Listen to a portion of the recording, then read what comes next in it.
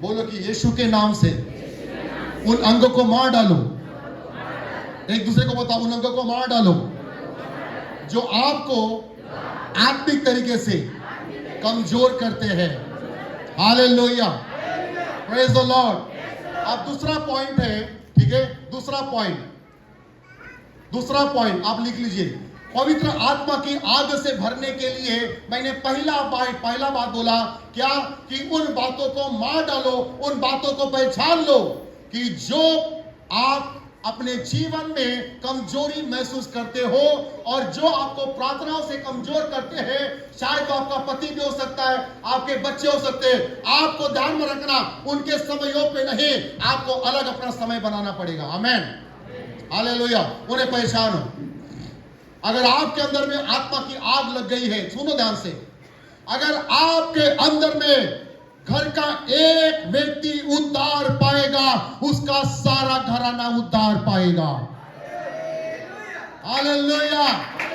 अगर एक व्यक्ति पवित्र आत्मा की आग से भरा है, उसका पूरा परिवार आग से भरा होगा। हालेलुया।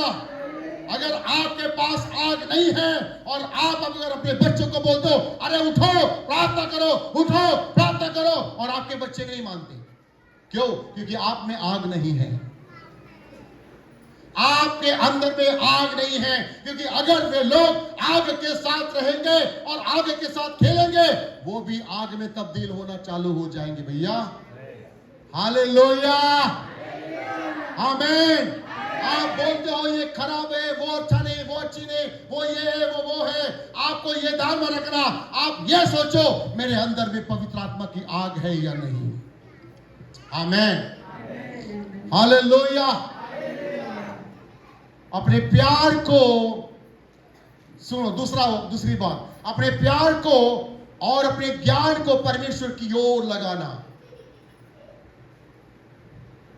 प्रभु से कहे, प्रभु, सब लोग प्रभु मैं आपसे प्यार करता हूं और मैं अपना पूरा ध्यान आपकी ओर लगाता हूं। परमेश्वर, तू मेरे ज्ञान का आत्मा है, तू मेरे बुद्धि का आत्मा है, तू मेरा परमेश्वर है। हालेलुया, आमीन। परमेश्वर, सुनो, परमेश्वर के तरफ आपको यह बात ध्यान में रखना, आपकी अंतर आत्मा को उठा के देखना पड़ेगा। क्योंकि परमेश्वर जहां है, आपको समझना पड़ेगा कि परमेश्वर कहां रहता है। कहां रहता है आपका परमेश्वर, आपको पता है? आपके परमेश्वर के आजू बाजू में क्या चीज है, आपको पता है? और ये जब तक आपको ये पता ही नहीं, क्यों? क्योंकि आपने बाइबल पढ़ा ही नहीं, आपने वचन के साथ में कभी संवाद किया नहीं, कभी आपने अपने आप को दुनिया से, लोगों से अलग किया ही नहीं, कभी आपने ये बातें, एक वचन को पढ़कर आपने कभी प्रार्थना ही नहीं किया, आपने कभी संगति नहीं किया, और यही कारण से आपको नहीं पता बाइबल क्या बोलती है।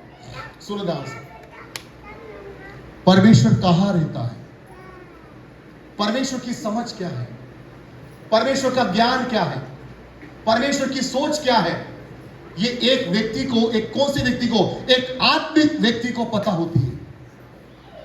ध्यान में रखो। हेलो, एक आत्मिक व्यक्ति को यह बात पता होता है, मेरे खुदा की मर्जी कहां है, मेरे खुदा की सामर्थ कहां है, मेरा परमेश्वर मेरे बारे में क्या सोचता है, मुझे क्या करना चाहिए। ये एक आत्मिक व्यक्ति इस बातों के बारे में सोचता है। और जब तक आप अंदर से खुदा को ढूंढना नहीं चाहोगे, वो तुमको नहीं मिलेगा। आमीन, हालेलुया। यदि आपको जलना है तो आपको समझना पड़ेगा वो आग कहां से आएगी। अगर आपको प्रज्वलित होना है तो आपको ध्यान में रखना है कि मुझे, मेरे अंदर में वो आग कहां से आएगी जो मुझे जलाएगी। आमीन। चलो वचन पढ़ते हैं, रोज निकाले प्रकाशित वाक्य की पुस्तक। देखो आपका परमेश्वर कहां है। प्रकाशित वाक्य की पुस्तक, उसका 4 अध्याय, मैंने आपको कहा 4 अध्याय और उसका 5 वचन। सुनो ध्यान से, उसकी गर्जना को समझना पड़ेगा। और वो एक दिन का काम नहीं है, वो 1 महीने का काम है। और 1 महीना तक आप लगातार लगातार लगातार उस आग के बीच में रहोगे, वो आग, वो बिजलियां आपके जीवन पर उतरना चालू हो जाएगी। मैं आपको सच कहता हूं, मैं चाहता हूं ये कलीसिया आत्मा में भरती जाए। मैं चाहता हूं ये कलीसिया आग में संपन्न होती जाए। मैं चाहता हूं ये कलीसिया आग के अंदर में भरती जाए, यीशु के नाम में। Thank you my Lord, thank you Jesus. हाँ जी, पढ़िए। उस सिंहासन में से सुनो, परमेश्वर उस सिंहासन के सामने है। और बाइबल कहती है प्रार्थना एक ऐसी जगह है, प्रार्थना एक ऐसा स्थान है, वो प्रार्थना आपको परमेश्वर के सिंहासन तक लेके जा सकती है। हालेलुया। अगर आपके जीवन में प्रार्थना नहीं है, आप परमेश्वर के सामने खड़े नहीं हो सकते हो। सुनो ध्यान से, बाइबल क्या बोलती है। परमेश्वर, बोलो परमेश्वर अपने सिंहासन पर है, और जहां पर वो बैठता है, जहां पर वो बैठता है, उसके आगे पीछे क्या है, उसके आगे पीछे क्या है, पढ़िए क्या बोलता है।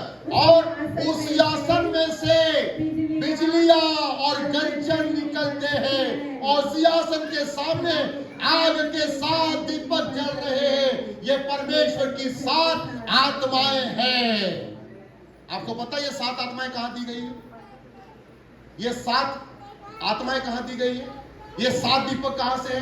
प्रकाशित वाक्य के पहले अध्याय में आप देखोगे तो परमेश्वर ने कलीसिया के लिए 7 तारे और 7 दीवट दे दिया।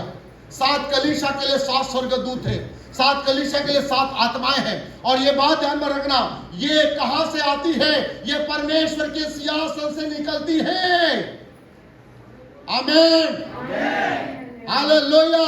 एक व्यक्ति जब प्रार्थना करने के समय में अपने परमेश्वर की उपस्थिति में जाता है और प्रभु के सामने, उस सिंहासन के सामने, क्योंकि ध्यान में रखना, शैतान आपको उस जगह तक जाने के लिए कभी परमिशन नहीं देगा। शैतान आपके साथ, परमेश्वर के साथ डील हो, कभी भी वो पूरी कोशिश करेगा आपके साथ उसका कोई डील ना होने पाए। मैं तो प्रार्थना करता हूं, तुम कर ही रहे हो, कोई उत्तर नहीं, कोई आग नहीं, कोई सामर्थ नहीं, कोई महान कार्य नहीं, कोई अद्भुत चमत्कार नहीं, मगर क्या कर रहे? प्रार्थना कर रहे। कितने बजे? 12 बजे से लेकर 2 बजे तक, शाम को 9 बजे से 11 बजे तक, सुबह 4 बजे से लेकर 4:30 बजे से लेकर 6-7 बजे, 7 बजे, 8 बजे तक। कोई आग नहीं, कोई आग नहीं। घर के अंदर में बच्चे बोलते मेरा मन नहीं करता माँ, मेरा मन भी नहीं करता कि मैं कलीसिया के अंदर में जाऊं, मेरा मन नहीं करता आराधना करने का, क्योंकि आपके घर के अंदर में आग नहीं है। आपके घर के अंदर में आग खत्म हो चुकी है। किसको रिस्पॉन्सिबल बोलोगे? आप ये बोलोगे ये प्रार्थना ही नहीं करती, ये प्रार्थना ही नहीं करता, ये आने का दिल नहीं करता, ये आती ही नहीं है, ये आता ही नहीं है, ये ऐसा करता है, वो मुझे ना करता है, वो आने का मन नहीं करता, ये नहीं होता। क्यों? क्योंकि आपके घर में आग नहीं है। और वो आग जो सिंहासन से आपके घरों तक आती है, क्योंकि आप खुदा से दूर है। और यही कारण है, जब तक वो आग आपके प्रार्थना में नहीं आएगी, आपके बच्चे आग से नहीं भरेंगे। मैं आपको सच कहता हूं, बाइबल कहती है परमेश्वर सिंहासन में है और बिजलियों की गर्जन हो रही है। आपकी प्रार्थना में झंझोड़ करने वाली सामर्थ होनी चाहिए, आपकी प्रार्थना में आग होनी चाहिए। ये 7 दीपक, ये 7 आत्माएं हैं जो परमेश्वर ने कलीसियाओं के लिए दे दिया है। अगर ये 7 आत्माएं हमारे घर में हैं, ये 7 आत्माएं हमारे परिवार में है, ये परमेश्वर की आग हमारे अंदर में है, आपके बच्चे मां कहां जा रहे हैं? मुझे भी जाना है, मुझे भी जल्दी जाना है। और आपके बाप के बच्चे आपको बिना बोले, मां तू तैयार नहीं हुई है, मैं तैयार हो गया हूं। ये परमेश्वर की ओर से एक आग आपके परिवार तक चलती है। मैंने कहा ये पवित्र आत्मा की आग ये सिंहासन से निकलती है, वहां से बिजली, आपको पता है बिजलियां कैसे चमकती है? आपने बिजलियों को चमकते हुए देखा? आपने बिजलियों को गिरता हुआ देखा? आपने बिजलियों को चमकते हुए देखा? ध्यान रखो, संसार की बिजलियां जैसे चमकती है, खुदा के सिंहासन के सामने ऐसे ही बिजलियां चमक रही है। ये आपकी प्रार्थना की सामर्थ है। ये तब होता है जब आप उस खुदा के सिंहासन तक अपनी पहुंच रखोगे। हालेलुया। अपनी प्रार्थनाओं में कर जाओ, अपनी प्रार्थना को उठाओ, चाहे बिजली की समान चमकने लगे आपकी प्रार्थनाएं। प्रभु धन्यवाद खुदा।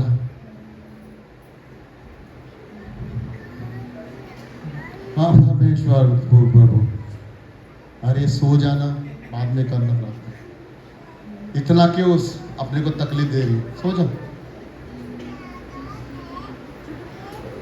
प्रार्थना में जागरूक रहो। बाइबल बोलती है प्रार्थना में जागो। बोलो, प्रार्थना में जागो और कलीसिया में सो जाओ। हालेलुया। प्रार्थना में जागो और कलीसिया में सो जाओ। आमीन। ये 7 आत्माएं जो कलीसिया को बढ़ाने के लिए है, और ये 7 आत्माएं तुम्हारी प्रार्थनाओं में होनी चाहिए। ये 7 प्रार्थनाएं, ये 7 आत्माएं तुम्हारे परिवार, तुम्हारे घर में, तुम्हारी प्रार्थना में, तुम्हारी जगह पर, तुम्हारी प्रार्थना की जगह पर, इस कलीसिया के अंदर में ये 7 आत्माएं क्या कर रही है?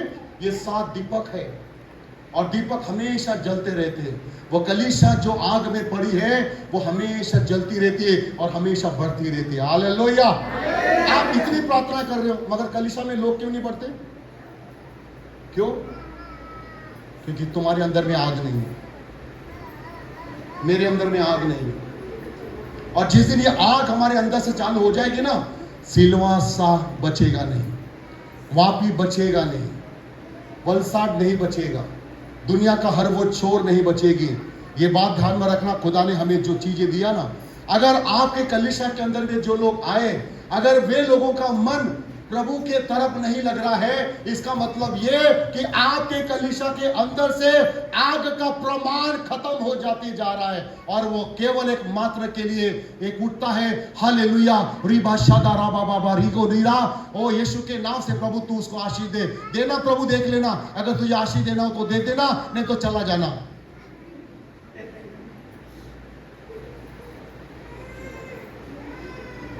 मुझे खुदा के सामने जाना पड़ेगा। बोलो, मुझे उस आत्मा की आग में जाना पड़ेगा। मैं अपनी कलीसिया के लिए यीशु मसीह के नाम में उस पवित्र आत्मा की आग में जाना पड़ेगा। आपने कभी देखा होगा, जब हम पवित्र आत्मा की आग में बढ़ते रहते कलीसिया धन धड़ धड़ धड़ धड़ धड़ धड़ धड़, और यहाँ पे चेयर भी खाली नहीं रहती, और भरा भर लोग बढ़ते रहते, कहाँ करके बढ़ते। क्यों पता है? क्योंकि बड़े बड़े अद्भुत काम होते, चमत्कार होते। आमीन। मगर जैसे जैसे प्रार्थना में हम ड्रॉप हो गए, अरे प्रभु प्रार्थना तो चल रही है 6 घंटा, मगर क्यों ऐसा हो रहा है? अरे तेरी प्रार्थना में बिजलियां नहीं है, तेरी प्रार्थना में गर्जन नहीं है। तेरी प्रार्थना करने वाले लोग, तेरे प्रार्थना करने वाले लीडर कमजोर हो गए, खाली प्रार्थना कर रहे, बस प्रार्थना कर रहे मगर गरज नहीं रहे। बाइबल क्या बोलती है? वो गरजने वाले सिंह के समान है। शैतान जितना गरजेगा उससे ज्यादा तुमको गरजना है। हालेलुया। तुम यहूदा के शेर के बच्चे हो, तुम लोमड़ियों के बच्चे नहीं हो। लोमड़ियों के बच्चे गरजते नहीं है, क्या करते? ऐसे करते। और जो शेर के बच्चे होते वो यहूदा का शेर है, जो तुम्हारे बीच में आ गया और शेरों को पैदा किया। आमीन। वो लोमड़ियों को पैदा नहीं किया। बोलो, इस कलीसिया में शेर और शेरनियां हैं। वो गरजते हैं, वो शिकार करते हैं। हालेलुया। ये ध्यान में रखना, 1 महीना तक आप गरजो बिजलियों के समान। अपने अंदर में वो प्रकाश उठाकर लाओ जो 7 आत्माएं को दर्शाता है।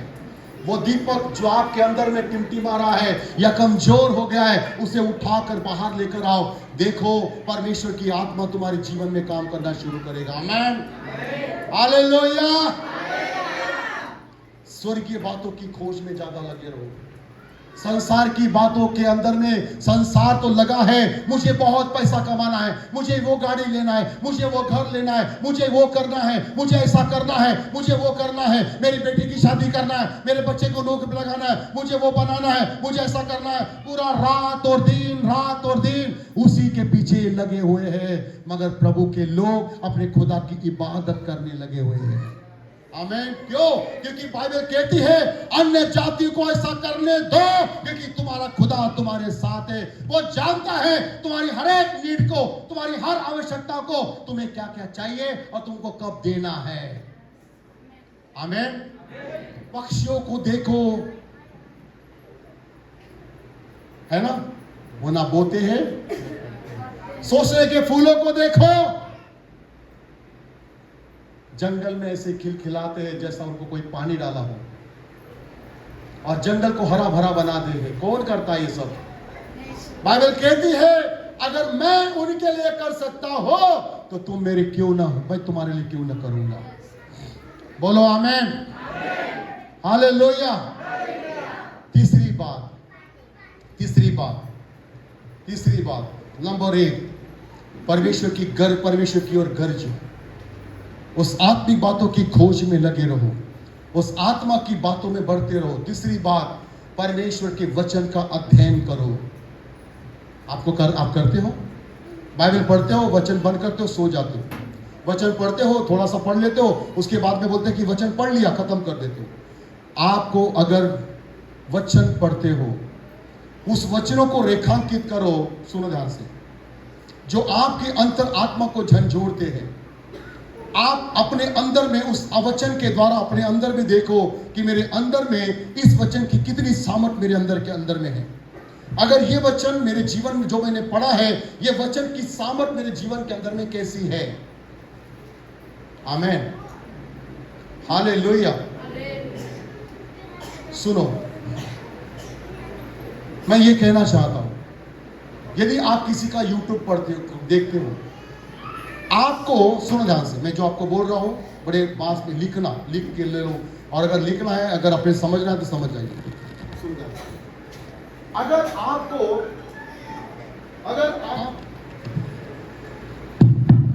आपको आत्मा की आग में बढ़ना है, जो चीजें तुम्हारे को चाहिए, ठीक है, आप ऐसे वचनों को या ऐसे परमेश्वर के दासों की किताबों को या ऐसे परमेश्वर के दासों को जो यूट्यूब में है, जो पवित्र आत्मा की आग से भरे हैं, आप उनको बार बार सुनो, बार बार सुनते जाओ, बार बार सुनते जाओ। और जब आप पवित्र आत्मा की आग के विषय में, पवित्र आत्मा के, आप ऐसे दासों को सुनते हो जिसमें कोई वचन में कोई सामर्थ्य नहीं है, और आपके अंदर में नकारात्मक बातें बोलने वाले ऐसे परमेश्वर के दासों को सुनते हो, और आपका आत्मिक जीवन को आप खराब कर देते हो। मैं आपको बोलना चाहता हूं कि जब आप किसी ऐसे विषय में, आपको जब पवित्र आत्मा की आग चाहिए, तो आपको ऐसे लोगों को सुनना है जो आपको आत्मा की आग आपके अंदर में प्रवाहित कर सकते हैं। सच कह, हम क्या करते हैं, मैसेज सेंड करने के लिए बहुत अमातुर है। इसका मैसेज वे हमारा राजकिशोर भाई के, उसने कौन सा भेजा, वो अरविंद केजरीवाल, क्या वो प्रभु का आदमी है? क्या उसने उद्धार पाया है? हाँ, उसने उद्धार पाया? वो यीशु मसीह को जानता है, यीशु मसीह का तीर भी जानता है। हम उसका देखो केजरीवाल ने यीशु के बारे में बोल दिया, देखो केजरीवाल ने। अरे उससे ज्यादा तुम नहीं जानते यीशु मसीह के बारे में। उसका उद्धार है, तुम्हारा उद्धार तो हो गया, वो कहां जाने वाला तुमको नहीं पता। भला यीशु मसीह के बारे में प्रचार कर रहा होगा तो क्या वो स्वर्ग जाएगा क्या? फिर आपका क्या होगा जो रात और दिन प्रभु की रीति में पढ़ते हो? तो आप ऐसी चीजें मत भेजो जिसे अगर आपको ये लगता है कि आपके अंतर आत्मा को झंझोर किया है। अंकल, आप ये वचन को पढ़ सुनिए, भाइयों ये वचन को सुनिए, मेरी अंतर आत्मा को उसने झंझोर किया, मेरे अंदर में ये वचन के द्वारा एक आग निर्माण हो गई है। आप इस वचन को पढ़िए, 100% हर व्यक्ति उस चीज को पढ़े लिखेगा। आप कौन सा वचन देखते हो, आप कौन सा वचन भेजते हो? मैं आपको बोलना चाहता हूं, जो आपके अंतर आत्मा तक आग लगा सकता है, ऐसे दासों को सुनो। मैं नहीं बोलना चाहता मत सुनो, मैं नहीं बोलना चाहता कि किसी की किताबें मत पढ़ो। मैंने अपने लाइफ में ऐसे बहुत से लोगों की किताबें मेरे पास बहुत है, आप देखना पूरी अलमारियां भरी है, मगर हर किताब नहीं पढ़ता हूं। जहां मुझे लगता है कि मुझे आग चाहिए तो मुझे आग वाले ऐसे लोगों को मैं उनकी किताबों को लेकर आता हूं।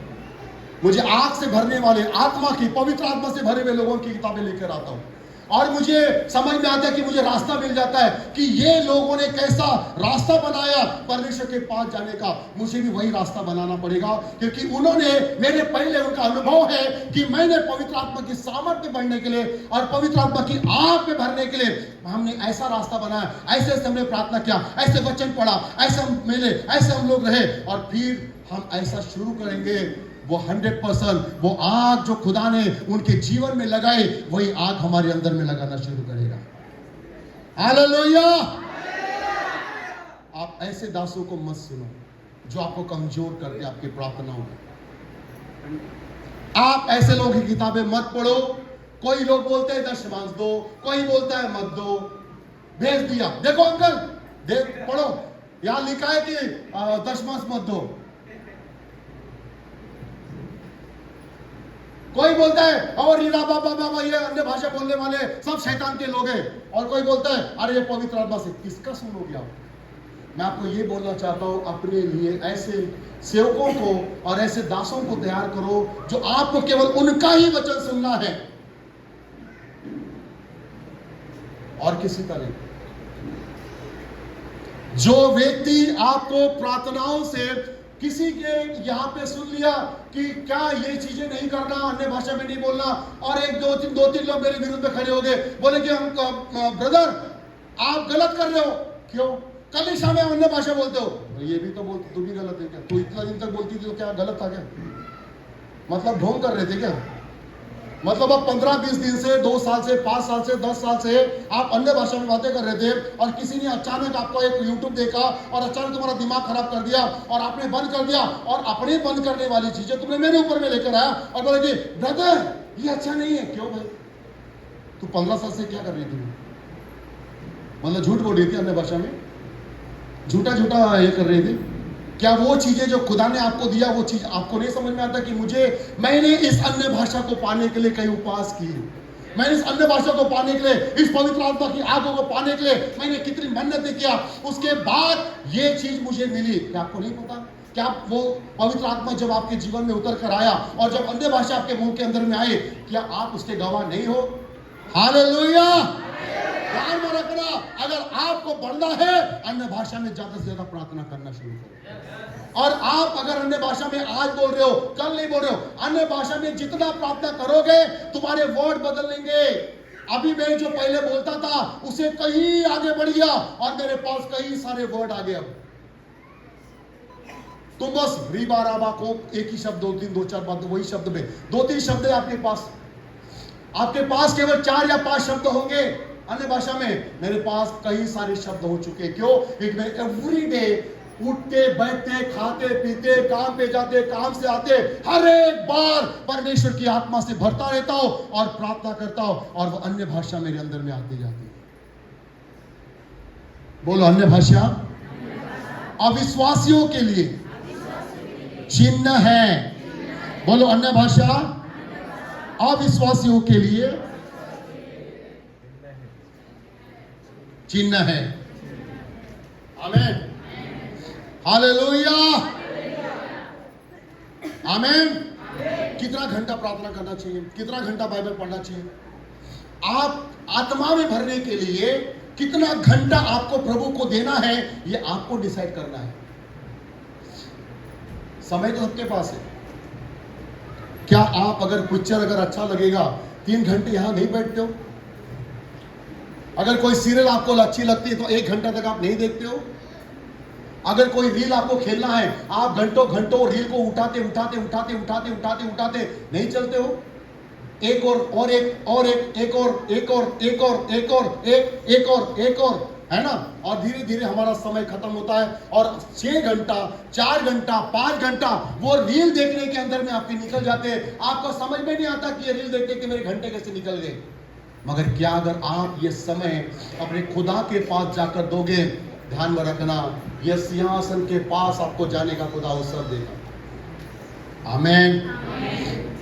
जब कोई वचन आपको लगता है तुरंत उठाओ, उस पर रेखांकित करो, लिखो मैंने क्या सुना, आज मैंने क्या पढ़ा और आज परमेश्वर इसके द्वारा मुझसे क्या बात करना चाहता है। तुरंत आप उसके लिए प्रार्थना करो, प्रभु ये मैंने सुना है और मैंने अपने जीवन में इसकी कमियां देखा और मैं चाहता हूं इसकी कमियां मेरे जीवन से दूर हो जाए। और आप ऐसा अध्ययन करो, जितना आप वचन में अध्ययन करते जाओगे परमेश्वर आपके जीवन में काम उतना अधिक तरीके से करेगा। आमीन, हालेलुया। अपने जीवन को आत्मा में भरते जाओ। इफिसियों की पुस्तक उसका 3 अध्याय, इफिसियों की पुस्तक 3 अध्याय उसका 19 वचन। जी, इफिसियों की पुस्तक उसका 3 अध्याय 19 वचन, 18 और 19 वचन पढ़िए।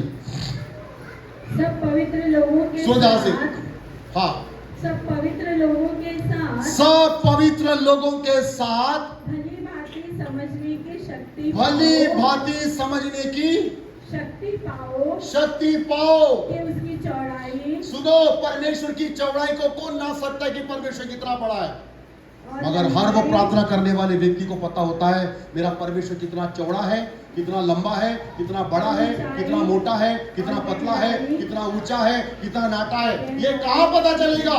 वहां लिखा है सब पवित्र लोगों के साथ भली भांति समझने की शक्ति पाओ कि उसकी चौड़ाई, किसकी? परमेश्वर की चौड़ाई, परमेश्वर की लंबाई, परमेश्वर की ऊंचाई, परमेश्वर की गहराई कितनी है और मसीह के उस प्रेम को जान सको जो ज्ञान से परे है, कि तुम परमेश्वर की सारी भरपूरी तक परिपूर्ण हो जाओ।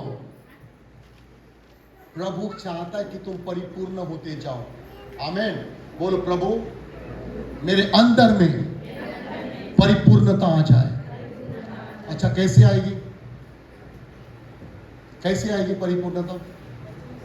बोलो, प्रार्थना नहीं करेंगे, बाइबल नहीं पढ़ेंगे? हाँ, क्या आपको लगता है कि आपको किसके, आपको ध्यान में रखना, एक व्यक्ति अपने अंतर आत्मा तक जाने की जो हुकूमत करता है, लियाकत करता है, कहां से जाने? यहां से।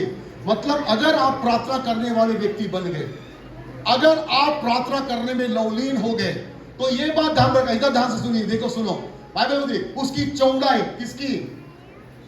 किसकी? उसकी चौड़ाई, तुम्हारी नहीं। उसकी लंबाई, उसकी ऊंचाई, उसकी गहराई कितनी है और मसीह के उस प्रेम को जान सको जो ज्ञान से परे है। तुम्हारी बुद्धि समझ में नहीं आएगा, तुम्हारी बुद्धि को समझ में नहीं आएगा कि परमेश्वर की क्या महिमा है, परमेश्वर मेरे बारे में क्या सोचता है। आपको परमेश्वर वही बात बोलेगा, आपको परमेश्वर आपको वही मिलेगा जहां आप वहां पर होते हो। आमीन। जब आप खुदा के पास जाते हो, ध्यान में रखना, और उस मसीह के उस प्रेम को जान सको जो ज्ञान से परे है, कि तुम परमेश्वर की सारी भरपूरी में, पवित्र आत्मा की भरपूरी में तुम बढ़ते जाओ। आमीन। परमेश्वर ने आपको इसीलिए बोला ताकि तुम परमेश्वर की भरपूरी में बढ़ो, भरपूरी में बढ़ते जाओ यीशु के नाम में। देखो, ये सारी बातें अगर आप प्रभु के अध्ययन नहीं करोगे, अगर आत्मा की बातें, परमेश्वर कहता है कि मैं तुम्हें परिपूर्णता में देखना चाहता हूं। यदि आपके अंदर में परिपूर्णता की आग नहीं है, आग से भरने के लिए, आग से भरने के लिए आपको क्या करना पड़ेगा? बोलो, मुझे अध्ययन करना पड़ेगा। और जब तक आप वचन का अध्ययन नहीं करोगे, पवित्र आत्मा की आग तुम्हारे अंदर में काम नहीं करेगी। तुमने अपने जीवन में ऐसी ऐसी चीजें डाल के रखा है जिससे आपकी आत्मा की बातें आपके जीवन में नहीं हो रही है। आप केवल उठ रहे हो, अच्छी बात है, आप केवल बढ़ रहे हो, अच्छी बात है, मगर अभी जो आपकी जो प्रार्थना है वो केवल नए लोगों के लिए है। अभी आप आत्मिक लोगों के लिए आपकी प्रार्थना तैयार नहीं हुई है। मैंने कहा आत्मिक लोगों के लिए आपकी प्रार्थना तैयार नहीं हो रही है। आत्मिक लोगों के लिए आपको गरजना पड़ेगा, आपको उठाना पड़ेगा अपने आप को, आपको भारी अध्ययन करना पड़ेगा, आपकी सामर्थ, आपको प्रभु की आग में आपको आना पड़ेगा।